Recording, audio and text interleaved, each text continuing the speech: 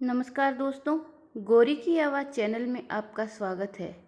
एक दिन एक बुजुर्ग डाकिये ने एक घर के दरवाजे पर दस्तक देते हुए कहा, चिट्ठी ले जाइए। आवाज़ सुनते ही तुरंत अंदर से एक लड़की की आवाज़ गूंजी, अभी आ रही हूँ, ठहरो।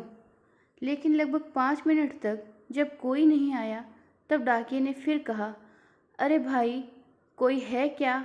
अपनी चिट्ठी ले लो, मुझे और बहुत जगह जाना है। मैं ज़्यादा देर इंतज़ार नहीं कर सकता। लड़की की फिर आवाज़ आई, डाकिया चाचा, अगर आपको जल्दी है तो दरवाजे के नीचे से चिट्ठी डाल दीजिए। मैं आ रही हूँ, कुछ देर और लगेगा। अब बूढ़े डाकिये ने झल्ला कर कहा, नहीं, मैं खड़ा हूँ। रजिस्टर्ड चिट्ठी है, किसी का हस्ताक्षर भी चाहिए। तकरीबन 10 मिनट बाद दरवाज़ा खुला। डाकिया इस देरी के लिए खूब झल्लाया हुआ तो था ही, अब उस लड़की पर चिल्लाने ही वाला था, लेकिन दरवाज़ा खुलते ही वह चौंक गया और उसकी आंखें खुली की खुली रह गई। उसका सारा गुस्सा पल भर में फुर हो गया।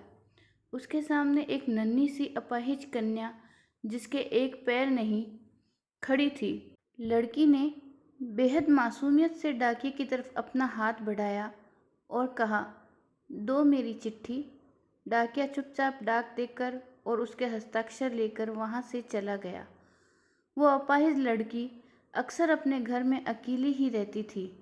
इसकी माँ इस दुनिया में नहीं थी और पिता कहीं बाहर नौकरी के सिलसिले में आते जाते रहते थे। उस लड़की की देखभाल के लिए एक काम वाली बाई सुबह शाम उसके साथ घर में रहती थी, लेकिन परिस्थितिवश दिन के समय वह अपने घर में बिल्कुल अकेली ही रहती थी। समय निकलता गया। महीने 2 महीने में जब कभी उस लड़की के लिए कोई डाक आती, डाकिया एक आवाज़ देता और जब तक वह लड़की दरवाजे तक न आती, तब तक इत्मीनान से डाकिया दरवाजे पे खड़ा रहता। धीरे धीरे दोनों के बीच में मेलजोल और भावात्मक लगाव बढ़ता गया। एक दिन उस लड़की ने बहुत गौर से डाकिये को देखा तो उसने पाया कि डाकिये के पैर में जूते नहीं हैं। वह हमेशा नंगे पैर ही डाक देने आता था। बरसात का मौसम आया। फिर एक दिन जब डाकिया डाक देकर चला गया, तब उस लड़की ने जहाँ गीली मिट्टी में डाकिये के पाँव के निशान बने थे, उन पर कागज़ रख कर उन पाँवों का चित्र उतार लिया। अगले दिन उसने अपने यहाँ काम करने वाली बाई से उस नाप के जूते मंगवाकर घर में रख लिए। जब दीपावली आने वाली थी, उससे पहले डाकिये ने मोहल्ले के सब लोगों से त्योहार पर बख्शीश चाही, लेकिन छोटी लड़की के बारे में उसने सोचा कि बच्ची से क्या उपहार मांगना, पर गली में आया हूँ तो उससे मिल ही लूँ। साथ ही साथ डाकिया ये भी सोचने लगा कि त्योहार के समय छोटी लड़की से इस तरह मिलना ठीक नहीं रहेगा। बहुत सोच विचार कर उसने लड़की के लिए 5 रुपए के चॉकलेट ले लिए। उसके बाद उसने लड़की के घर का दरवाज़ा खटखटाया। अंदर से आवाज़ आई, कौन? मैं हूँ गुड़िया, तुम्हारा डाकिया चाचा, उत्तर मिला।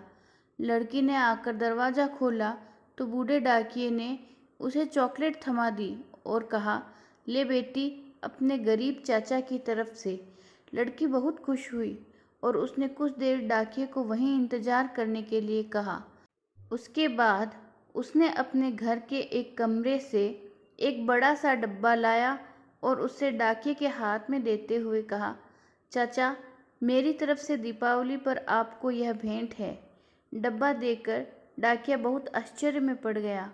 उसे समझ नहीं आ रहा था कि वह क्या कहे। कुछ देर सोचकर उसने कहा, तुम तो मेरे लिए बेटी के समान हो, तुमसे मैं कोई उपहार कैसे ले लूँ बिटिया रानी। लड़की ने उससे आग्रह किया कि चाचा, मेरे इस गिफ्ट के लिए मना मत करना, नहीं तो मैं उदास हो जाऊंगी। ठीक है कहते हुए बूढ़े डाकिये ने पैकेट ले लिया और बड़े प्रेम से लड़की के सिर पर हाथ फेरा, मानो उसको आशीर्वाद दे रहा हो। बालिका ने कहा, चाचा, इस पैकेट को अपने घर ले जाकर खोलना।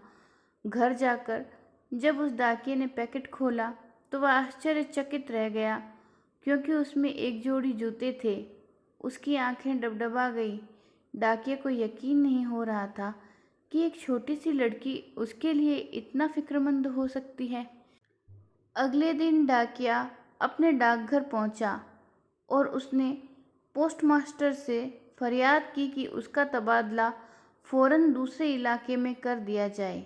पोस्टमास्टर ने जब इसका कारण पूछा तो डाकिये ने वे जूते टेबल पर रखते हुए सारी कहानी सुनाई और भीगी आंखें और रूंधे गले से कहा, सर, आज के बाद मैं उस गली में नहीं जा सकूंगा। उस छोटी अपाहिज बच्ची ने मेरे नंगे पाँव को तो जूते दे दिए, पर मैं उसे पाँव कैसे दे पाऊंगा। इतना कहकर डाकिया फूट फूट कर रोने लगा। तो दोस्तों, आपको ये कहानी कैसी लगी? कमेंट बॉक्स में अपनी राय ज़रूर दीजिएगा और कहानी अच्छी लगी हो तो वीडियो को लाइक, शेयर और सब्सक्राइब करना ना भूलें। मिलते हैं एक और नई कहानी के साथ। बहुत बहुत धन्यवाद।